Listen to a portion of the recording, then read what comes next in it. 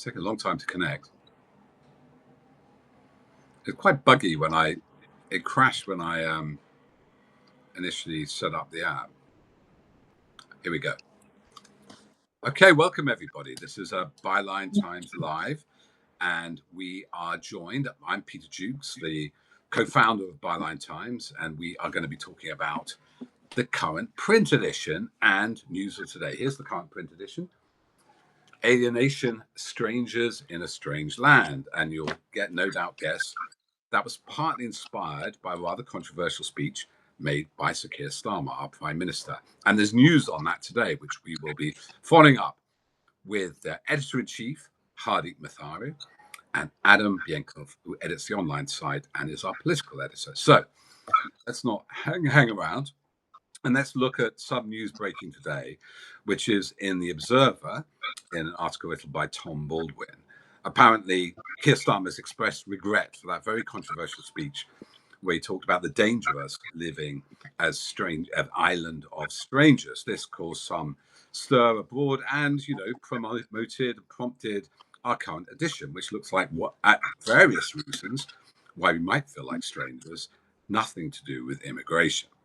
And there's some great pieces in there. But let's go to Adam first, and let's talk a bit about this apparent retraction, deep regrets, I think are the words used by Tom Baldwin, of Starmer's attitude towards that speech, and put that in the context of other U-turns and changes of policy, Adam, because in a way the last month has seen a recalibration, let's put it that way, a slight retrenchment from the first year of quite, we could say, bold, hard, draconian sometimes policies by the new Labour government.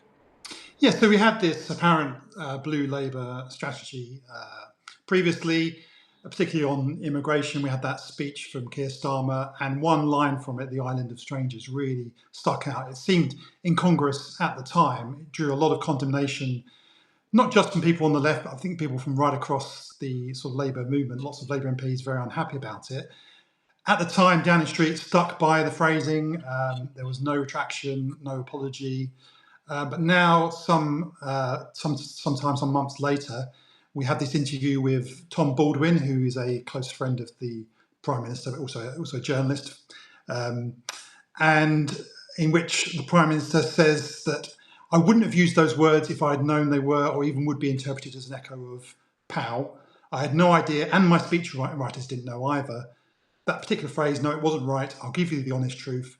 I deeply regret using it. So it's a very full apology from the Prime Minister, quite unusually so. We're not used to seeing those kinds of apologies in those terms from Prime Ministers. And it follows an incident, I think, a couple of weeks ago, where the Prime Minister, in Prime Minister's questions, gave quite a rude response to Liz Savile-Roberts from Plaid Cymru, in which he essentially said that she's always talking rubbish. And again, it seemed very incongruous. It seemed very Johnsonian in how he addressed it. But 1 week later, when she asked another question in the House of Commons, he again gave a very full apology and said that he retracted it. So it does seem to be a bit of a trend.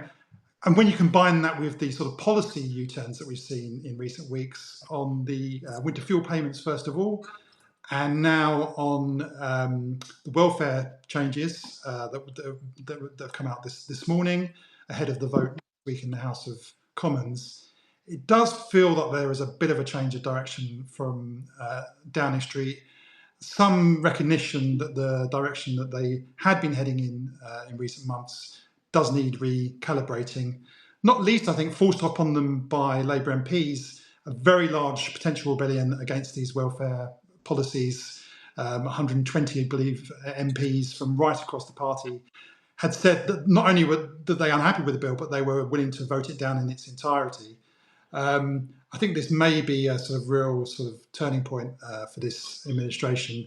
A lot of these policies, a lot of the cuts, a lot of the rhetoric they've been trying to use in recent months, it's not clear to me that that's actually tenable given the makeup of the party and also where the public are on a lot of these issues. You look at where Labour has been successful and have come out with popular things. They tend to have been things that the that you'd expect from a Labour government. So some of the changes to workers' rights, non-dom policy, private school fees, and where they've got into trouble, particularly with their own backbenches, but also been unpopular, is some of these things that you'd expect more from a Conservative government, these welfare cuts, but also again some of the rhetoric and some of the approach, as I said with Liz Saville-Roberts.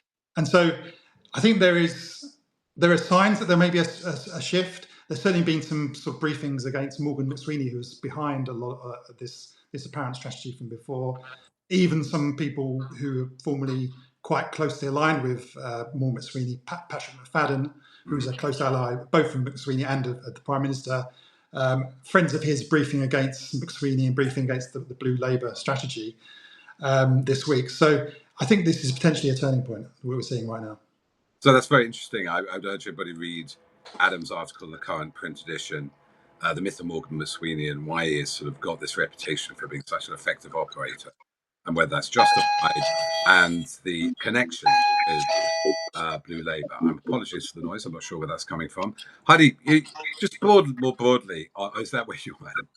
And you write so brilliantly about the culture of media coverage and of Westminster, and you wrote that famous interview with Margaret Thatcher. You wrote a whole piece how she said, I don't know about Nigel Lawson's resignation, whether she could have stopped it.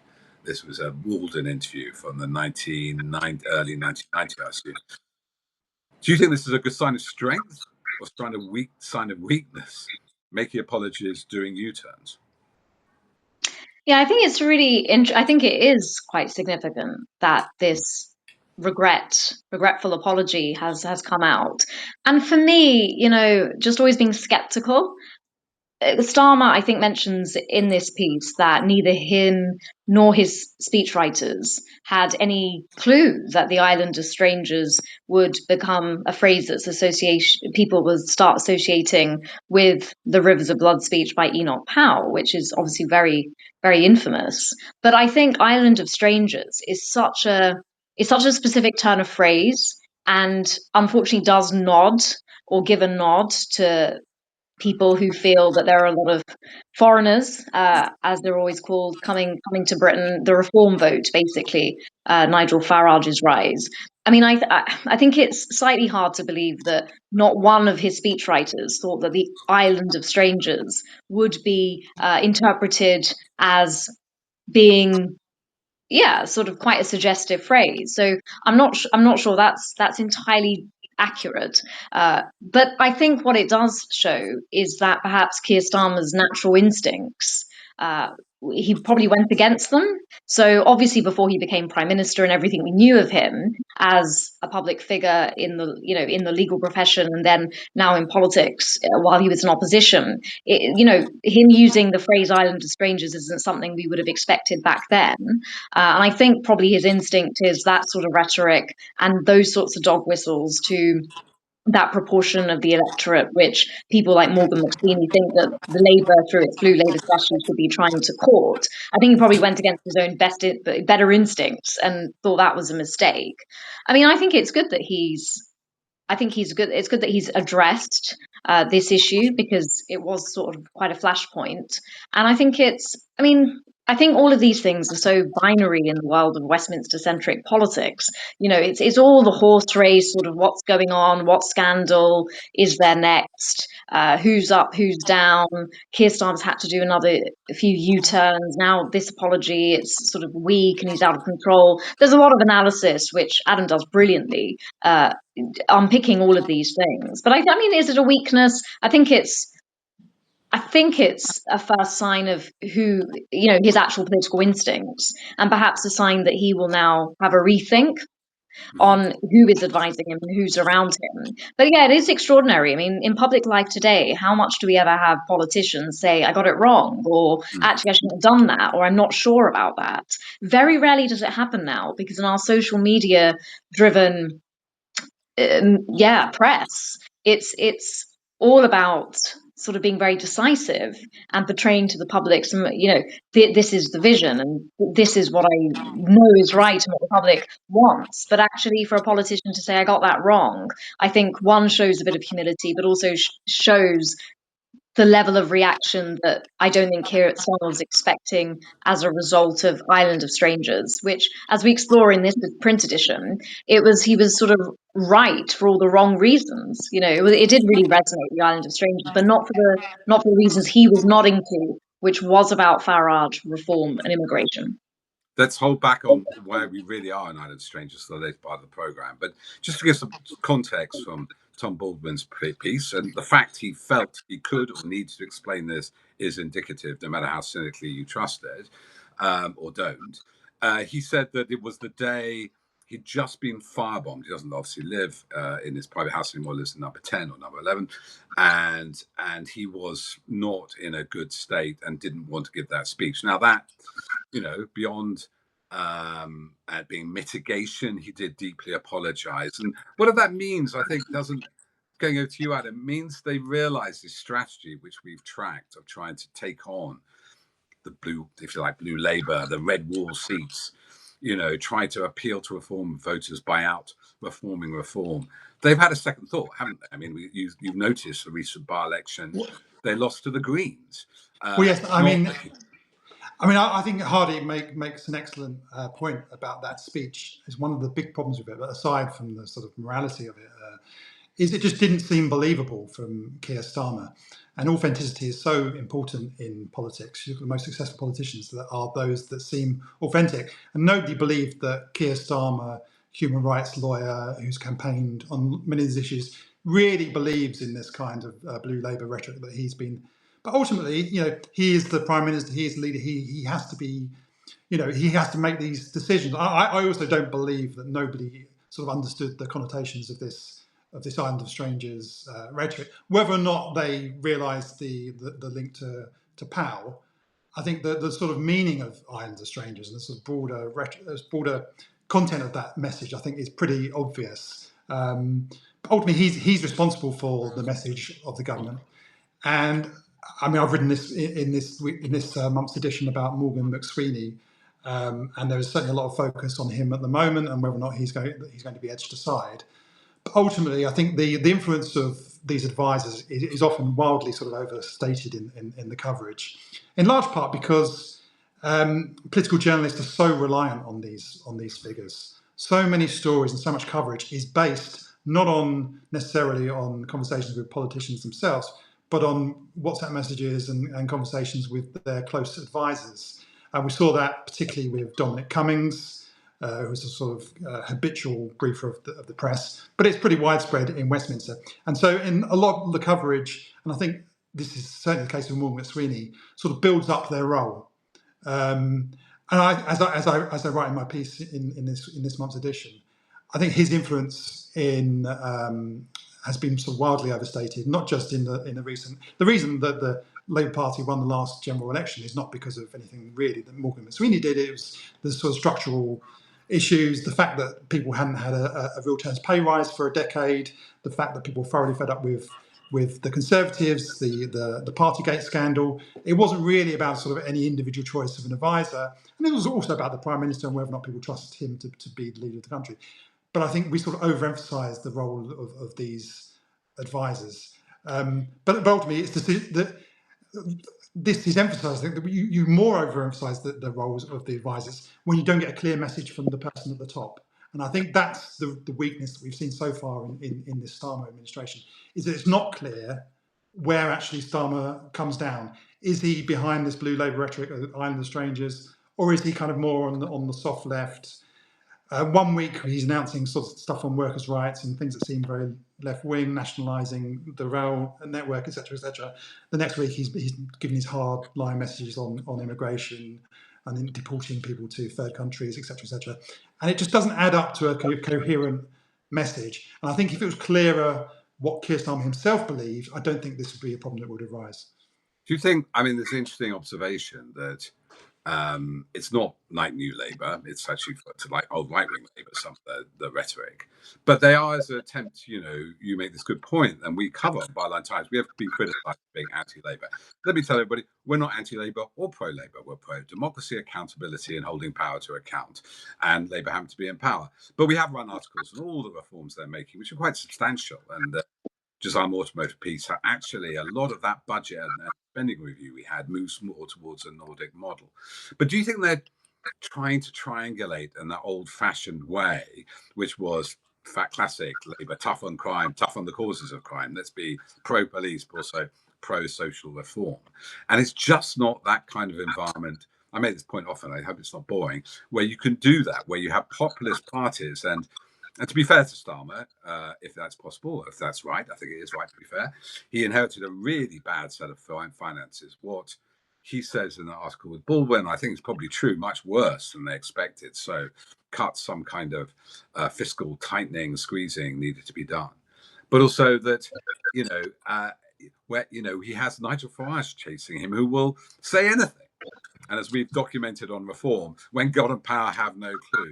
So how do you think that, Heidi, that we're seeing Labour evolving in office? Maybe they'll shed some. They shed Sue Gray quite early on. Maybe Morgan McSweeney will be marginalised. And he is learning from the public, the polls and the votes that are happening, that you can't govern this country by, which we've had for at least 5 years under Johnson and Sunak, by culture wars. I mean, it's easy to forget just last July when Labour won the general election, and there were two things that were being said which were fairly clear, which was this will be a change and this is going to be a government of service. Now, we don't hear much about either of these two things, and I think it is sort of a certain point, and I think we've spoken before, haven't we, Adam, with regards to the re-election of Donald Trump in November. That seems to have changed course for the UK Labour Party, and the cohort of advisors around Starmer seem to be very aware that those transatlantic waves are coming potentially to the UK. Reform keeps rising in the polls, although there's still 4 years to a general election. And so they've made this calculation to basically go after that part of the electorate. But as Adam says, it doesn't come across as authentic. And when Nigel Farage speaks about needing to limit migration and how to do that, and how there's the changing face of the country with regards to foreigners coming here, there is an authenticity in terms of the people he appeals to when he says these things. But when Keir Starmer says these things, there isn't an authenticity. And it's really interesting, as on BBC Question Time last night, which I do still occasionally watch, and there was a representative of Reform on the panel. It was in St Andrews, but one of the audience members was just like, we don't know what the identity of Labour is anymore. We didn't expect Labour to be a continuation of some of the Conservatives' policy, which, the person was alluding to the benefits cut, the cut in winter fuel payments, the U-turns. So what is the identity of Labour? I do think in large part that comes down to what is the identity of Keir Starmer as a politician. That's not really clear. And it's interesting to note that he's had quite a quick rise himself. He's not been a politician, an MP, that long. And so I think when you get, and I don't mean this in the wrong, I don't mean he's a hollow man in a way that we argue Boris Johnson was. But when you have a political vessel which isn't, is not full of anything in its own right, you will get people pouring into it.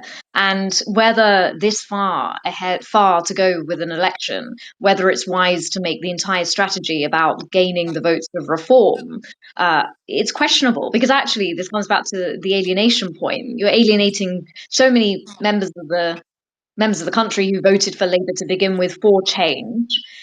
And also, just what is the change? We never hear anything about it. I mean, the Island of Strangers speech was business as usual in terms of immigration politics in this country. Before Brexit, we were told that immigration, tackling it was a solution. Now, post Brexit, we are told that tackling immigration is a solution. It's not changed. There's no new ideas there. And any new ideas that have been coming through, and as you say, Josiah has been reporting on them for Byline Times, they're not really striking a chord, because, as we always talk about, the media itself is not going to really help the government out in that sense, in terms of publicizing some of the changes it is making. So I think identity is crucial, and I think people can see when the identity of a political party or a politician isn't clear. But more fundamentally for me, the Island of Strangers, the usage of it, it just shows the alienation of the political media class with people in this country. And I think the reaction to it, as I said, probably has prompted Keir Starmer to reassess. So many people who are Labour supporters or, not comfortable with that sort of language being used by a party of, apparently the centre left. And it's It particularly acute speaks for for us, itself. isn't it? Your parents came from India and from Kenya. Adam, yours from Poland via Russia. And my grandfather via Armenia. There's a big constituency in London who oppose this stuff. But what I'm looking forward a bit, is this too late? Or I remember the 1980s, Thatcher, after a year, 79 to 80, 81, she was like the worst polling in post-war history. Yeah. And she went on to win the 83 election. Do you think Labour has time to recalibrate, or in the social media age, in the social media age, our memory is shorter. So in a year's time, Boris Johnson, they won't remember this. Boris Johnson was a huge hit immediately after Brexit. Brexit went down and then came back up during COVID. I think it's definitely not too late. There's plenty of time before the general election. Actually, some of the problems they've run into is they've almost been running government like there's a general election taking place right now, rather than putting in place what they need to actually improve the public services in the country and, in turn, deliver a second term for themselves. I think the problem is not so much time as resources. I mean, the comparisons are drawn with Tony Blair's time. Actually, I think the politics of the Starmer administration are quite different from Blair's in lots of ways. But one of the big benefits that the Tony Blair administration had is that the economy was in a really relatively good condition at the time. And so they were able to do Labour things, or things that you would expect from a Labour government. Big investment in public services, big increase in benefits to people. That was how redistribution was done under the Blair government, was in terms of benefits largely.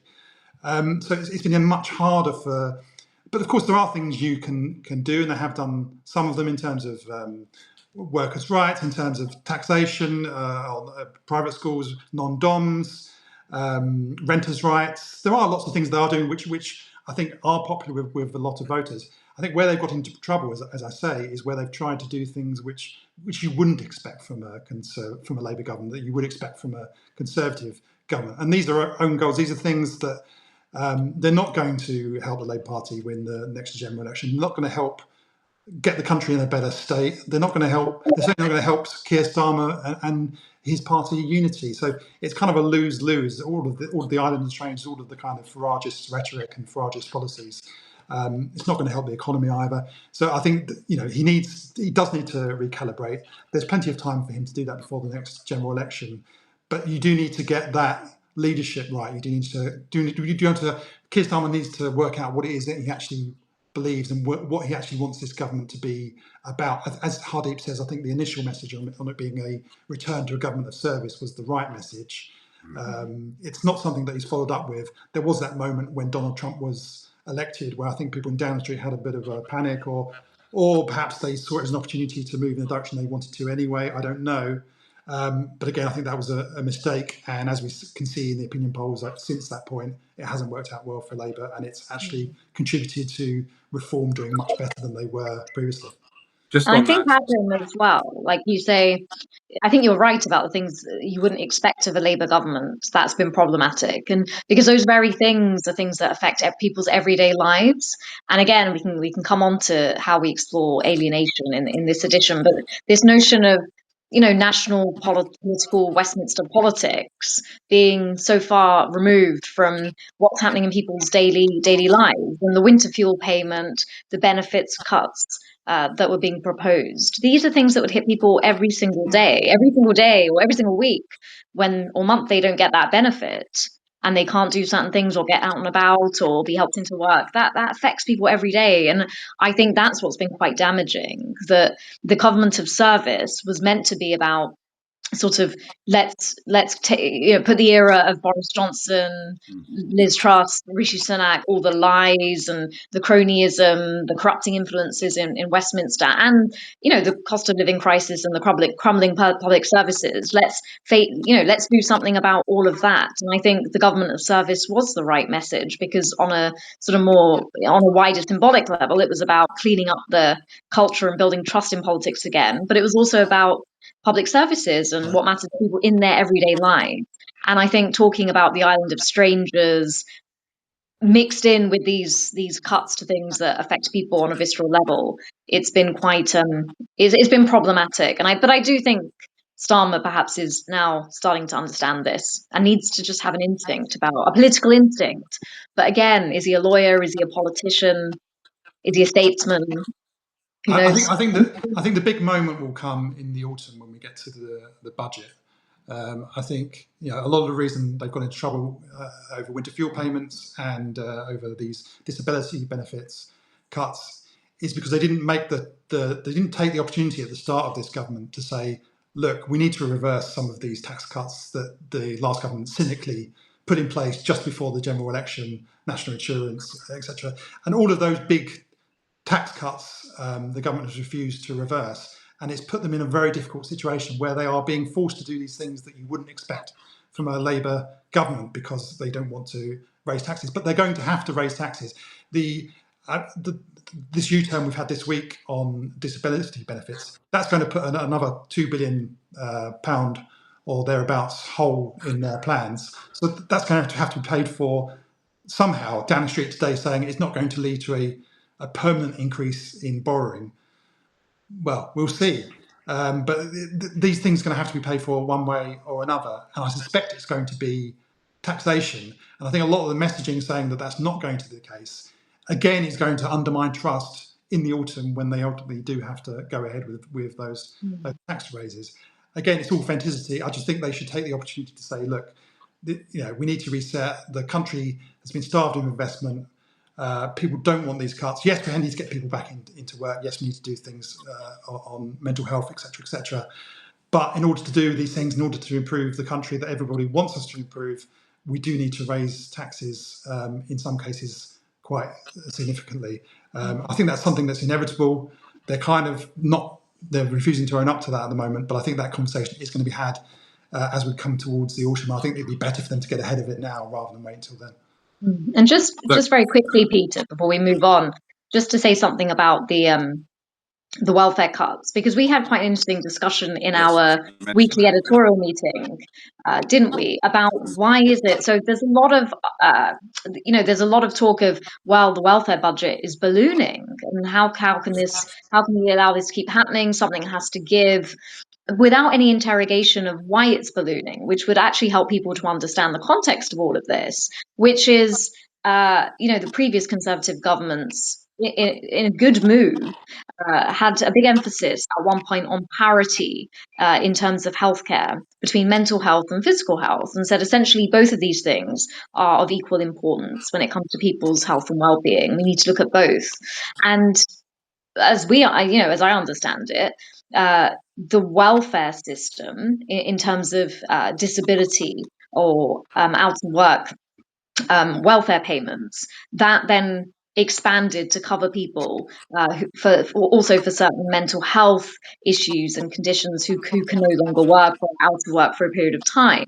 And so all of this talk about this welfare budget has ballooned. It's because there was a change that was made almost on a cultural level, which should be commended and is a good thing, without any of the resources that is required. And so if you're somebody waiting for a consultation or a round of counselling on the NHS, and the waiting list is 6 months to a year, and you just feel you cannot function, and you certainly can't work without having that, then that's all now in the welfare budget, presumably. And that's why it was so problematic to say we need to make cuts to the welfare budget, because not only are you cutting the people who are waiting on mental health lists for 6 months to a year, but also people with very severe disabilities, physical disabilities as well, who really need that. And And so again, it's just been quite striking that there's been a lot of talk of, without question, the budget's gone up, we need to reduce it somehow or deal with it, without actually looking at why it's increasing. And again, the lack of resources that have been put in on a structural level, Yes, which would this is help. very interesting because one of the things Labour are doing is successfully bringing down hospital waiting lists, as they promised to do, and they have done it. So there are some good successes there. As the other ones we mentioned, legislation. There is investment in the public sector. But yeah, you're right. So I think that's our discussion revealed on Tuesday, that across Europe, the benefits budgets, the expend on benefits expanded, ballooned during COVID, but most other European countries, they went down. And the suggestion was, it was two things. One, that we rightly counted mental health up there with physical health. But there isn't the investment in mental health resources. So this is one of the occasions where I think the whole point, isn't it, Adam, that you invest to save later, right? So Yes. your benefits go down if you invested in mental health. And that's where I think they are changing the investment terms, how that's counted on the books. But that is where, ill health, huge hospital waiting, actually depletes the economy because people can't get to work. And this was the problem that Labour MPs, this was one of the main problems Labour MPs had with these proposals, is that you're making the savings first without actually, these are billed as welfare reforms, but actually their complaint was there wasn't really much reform going on. These are just budget cuts. And one of the U-turns that has been made today is to essentially say that anyone currently able to claim these benefits won't have them taken away. It will just be new applicants. Now, there are potential problems with that and potential legal challenges, etc., etc. But that at least gives a bit more time to get some of these broader reforms in place, and for this to be sort of angled in rather than what had been proposed before. So let's move on briefly before we finish. On our wider, and we have it in the print edition here, the wider issues why we felt we live in island of strangers. One of them, we have very interesting speech by Andy Burnham, which we published from a Compass conference, where he said the politics itself, the whip, makes people feel alienated themselves because politicians have to vote insincere. And there are various reasons for alienation on this small island, aren't there, Hardeep, rather than just the presence of lots of migrant workers. Yeah, it was really interesting because the Island of Strangers struck a chord, but perhaps not for the reasons that Keir Starmer intended in a few ways. He claims he didn't intend for there to be any connotations with regards to the Enoch Powell Rivers of Blood speech, but also there was a lot of commentary. And in that sense, it was it started some really interesting conversations, I think, which are much needed and hardly ever happen enough in journalism and politics, which is, what is the estrangement that people are feeling in the world we live in today in the UK, for example, and the US? What are the factors that feed into that? And immigration is sort of a distraction from the very real issues again in people's lives. I'm not saying it won't be of a concern to some people, but this wider sense of people feeling that the country around them, the areas in which they live, have changed. Huge amounts of change in 30 to 40 years, not just in terms of how some towns in the north of England, for example, manufacturing bases have declined, but also the very nature of work has changed. The notion of community and belonging, town centres, public services, the traditional markers with which people would form their personal identity and social identity has shifted. Huge freedom of movement. People, younger generations getting access to education and travel and exploration. Tech is a massive one that we explore in this print edition as well. And I guess really what we were trying to unpick was how people are struggling with some real sociological and psychological challenges in the world we live in today, which is rapidly changing all around us and has rapidly changed in the last 30 to 40 years. And yet there is such a disconnect between that. And that struggle is both practical, the cost of living crisis, insecure work and housing, as well as more philosophical, I think, in terms of belonging and identity.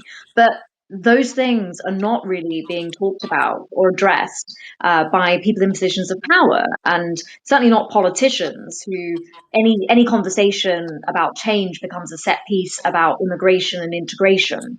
It's not really about how society is shifting in a broader sense beyond that. Um, and journalism itself doesn't hugely delve into why is it that people are feeling as if they're waking up in a country that they don't recognize anymore, or social media is connecting us more than ever, but that's also having problematic consequences. And so I think there's a big estrangement between what people actually are grappling with in their lives, both on a practical and a more psychological and philosophical level, because of how society around them is changing, and whether politicians and our media class can speak to that at all. And so in some ways it's completely unsurprising that social media, more tribal allegiances and social identity markers on the likes of Twitter and other platforms, people questioning, as they should, the system and what's going on around them, conspiracy theories, the appeal of these things in the crevices of social media. That's actually unsurprising, given that the spaces collectively we have more on a national level and even on a community level in order to just connect and talk and address some of these big changes we're living through. Um, Politics isn't really speaking to that, and therefore there's a massive vacuum. And so the estrangement is very much the case, but not for the reasons I think Starmer claims not to be getting at. Adam, can I pick up on the social media aspect of that? I mean, it's nearly a year since we covered the election, and it's been an uncomfortable ride for all of us, maybe, and that may not all be down to the Labour government. A lot of it's due to Donald Trump upsetting the world, overturning the rule of law and the old national alliances. But do you think also that space has gone for us, hasn't it? X used to be a space, Twitter, where we could connect with our readers, find other journalists. Now, it's a right-wing troll farm. It's Prigozhin's troll farm gone global. And that's quite unsettling, isn't it, for us? I mean, we've have a big, if people look, we're going to close it soon, a crowdfund, a big tech fight back, because Facebook and Twitter have killed what was originally our community. Facebook doesn't allow you to link out. It's killing publishers. It's killing new organizations. It's a real problem. Whereas X, my goodness, I mean, it's a torrent, a fire hose of abuse and disinformation. And if you believe what you read on X, Adam, you'd be pretty alienated, wouldn't you? Yeah, well, I think social media in general, and Twitter in particular, in its early days, was a huge driver actually of social change. It was where protesters came together to organise against tyrannical governments, and it also helped build movements, and it helped build independent publications. I mean, Twitter was a big part of Byline Times' early years in building an audience and building a community. That's completely gone now. It's the traffic we get from Twitter now is down by something 70% year on year, because Elon Musk has deliberately deprioritized links and just wants people to stay on Twitter and regurgitate hatred, really, essentially. And there are politicians who are trying to take advantage of that. Go on, name them. One Conservative politician, despite the Conservative Party's current troubles at about 15 to 17% in the polls, the one rising star in the Conservative Party at the moment is Robert Jenrick, who has been putting out these sort of very viral videos suggesting that the country is going to pot. He put out another one today about immigration, blaming London's housing crisis on immigration. At no point in the video did he acknowledge that immigration, when he was in government, was double the levels that it is now. But also, at no point did he acknowledge any of the fact that under those years of his government, there was not a significant house building program. There was not an investment in the infrastructure that has been strained by rising immigration levels. So it's essentially failing to take responsibility for his own government's actions, and trying to put responsibility for it onto people who come in here and work in the UK. And these kinds of messages are being amplified by social media, and in particular by Twitter and by X, and it is distorting our politics. The fact that when MPs, because most people aren't on Twitter, but most MPs and most journalists, political journalists, are on Twitter and spend a huge amount of time on there. Too much. And when you go on there and everything you see is kind of sort of far right trolls and sort of far right US accounts, and all of the people at the top of your replies are these people, it does have a distorting impact. It's had an impact on the Conservative Party in a big way. You listen to Kemi Badenoch at Prime Minister's Questions. It's just like a kind of sort of checklist of all of the kind of conspiracy theories and sort of memes that you see on the far right Twitter sphere, and you see it in how the rhetoric has switched. Robert Jenrick himself has been talking about the decline, the sort of there aren't enough white British people in certain cities. This kind of great replacement rhetoric, which I think a couple of years ago the Conservative Party would never have been talking about.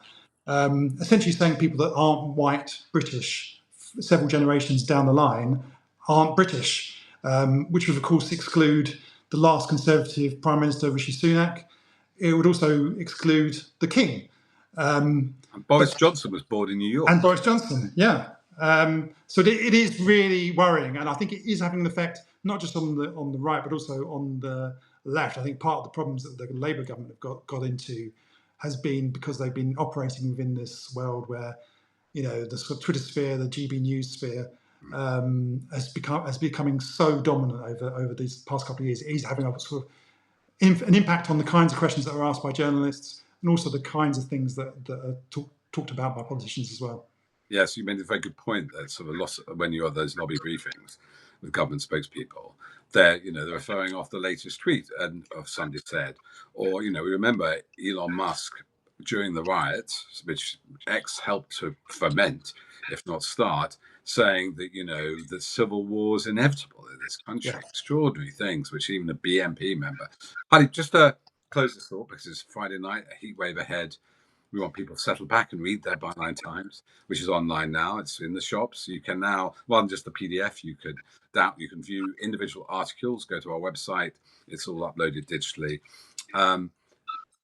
Your final thoughts about, I am amazed how quickly his relationship with Trump disappeared and went sour. And it's interesting he had to apologize to Trump, not vice versa.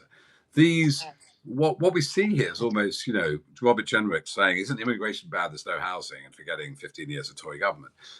The short-term memory of the bubbles, if you're in the stream in that toxic torrent, there's a good side to that, because after a while, this will disappear. This will disappear.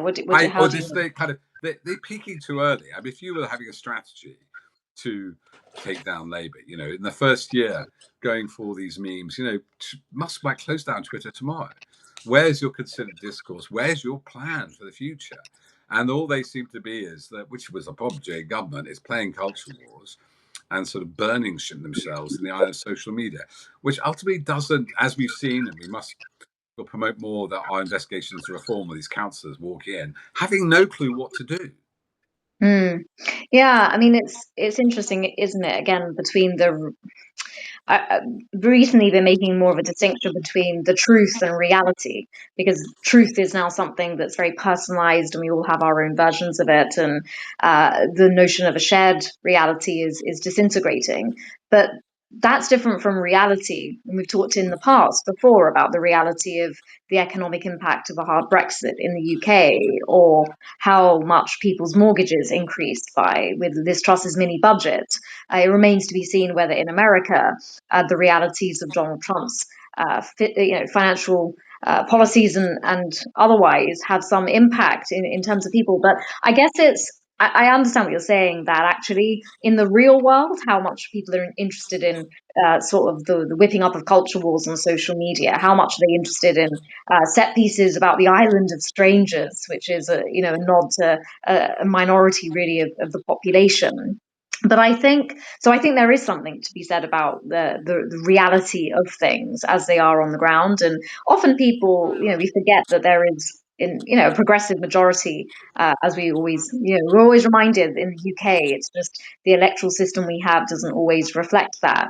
But there is something that always will worry me about social media, about these platforms, about Robert Jenrick. Dedicating his time as an elected member of parliament, going around tube stations in London, filming fare dodgers, as he calls them, which I'm sure they are, but that is problematic because it always comes back down to the wider political culture, the water we swim in. And the very fact that most members of the public are not on platforms such as Twitter, but most politicians and journalists, as Adam say, are on Twitter, that tells the whole story. What is it that's going on in that bubble of the political media class that they feel they need to spend their time looking at all sorts of sound bites and sensationalist claims on a platform like Twitter, when that is obviously far removed from daily life anyway. And so this speaks to me more about the wider political culture. It's the water we swim in. And the very reason that Keir Starmer made a speech which he now regrets, in which he mentions the island of strangers, I'm not sure that kind of rhetoric, that simple sloganeering, surface level sensationalism, that wouldn't really exist to the same extent in modern politics if it wasn't for social media. So whether we like it or not, this is seeping into how people operate in positions of power, and that alienates them even further from the realities of people's lives. As I said, they're struggling with very practical and perhaps quite philosophical and psychological, sociological changes in how they live. And I think it's never a good sign that Twitter continues to have so much of a hold on so many of our political media class. Well, the good news is there is an alternative. Here's Hardeep's article about alienation, and very much to your point, Danny Dorling writes about the real strangers within us, often the political media class who don't understand London, don't understand real life, and let's hope we always do. And let's not forget, social media is bringing us together now. Yes, on Substack. So thank you for everybody who's watching this. We'll be back again, make this a regular thing. I hope it's all worked out for you. Do leave your comments if you can. We'll try to reply to them. Do go to Byline Times and subscribe to the print edition, because that keeps us not only honest because we have your feedback, but also means that we can do what we do. Nothing of this would be possible without the brilliant editing skills of Hardeep Matharu on the newspaper and Adam's great work on the online site. So have a lovely evening, everybody. Enjoy the heat wave. Don't let the X get you down. And let's fight for fairness, truth, justice, and poetry. And see you again very soon.